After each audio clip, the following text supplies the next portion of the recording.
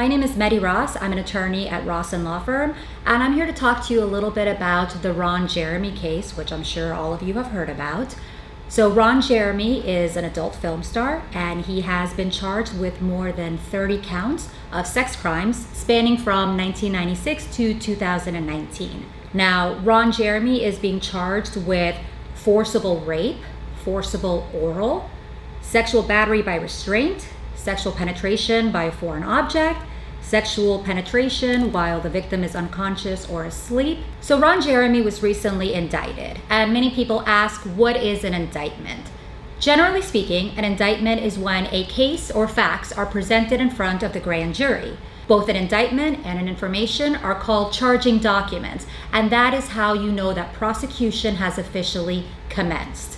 And an indictment or an information is very important because that is how you trigger the statute of limitations. When it comes to cases like this that are very old, this case, the Bill Cosby case, most people ask, well, doesn't the statute of limitations prevent prosecution? First, the statute of limitations basically describes how long the prosecution has to charge you with an offense. If the victim is under 16, the prosecution can occur at any time. Again, there is no statute of limitations. Now, the next question for many people is, what sort of consequences or penalties is Ron Jeremy facing?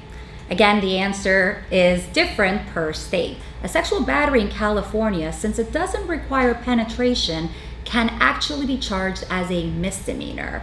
It can also be a felony, but it looks like a sexual battery, which in California is an offensive touch to the intimate parts of a person, that can be punishable by 2 to 4 years in prison if it is a felony. If it is filed as a misdemeanor, then it is only punishable by up to 1 year in county jail. Ron Jeremy is charged with sexual battery with special circumstances, which most likely would make it a felony. However, it would be a 2 to 4 year felony. He is also, however, charged with forcible rape. And there are victims that are underage, and those will all be felonies punishable by a lot more prison than 2 to 4 years. Additionally, since he has 30 counts, a judge can stack those penalties, meaning he runs them consecutive. 4 years, plus 4 years, plus 4 years, and that could total a life in prison. He is facing, in my opinion, life in prison. So as far as defenses go, and what Ron Jeremy's attorneys can raise, well, that depends. Again, in Florida, if the victim is underage, there is no consensual defense. In other words, if a 15-year-old tries to seduce you, there is no defense of consent. And it appears California does look at consent as an actual issue. Additionally, there are other defenses, such as he didn't do it.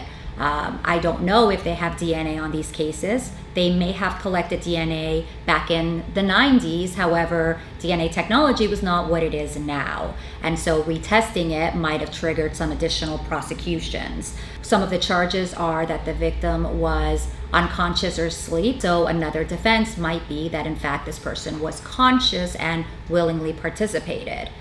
Additionally, it looks like he is charged with forcible rape and forcible oral. All of those require great force used, whether that be a weapon or the threat of force, and obviously those are defenses if the state cannot meet the burden to prove that he used force beyond a reasonable doubt. And of course, people ask, well, how long do we expect this to take? The answer is, I don't know. It could be very quick. It depends on the defense strategy.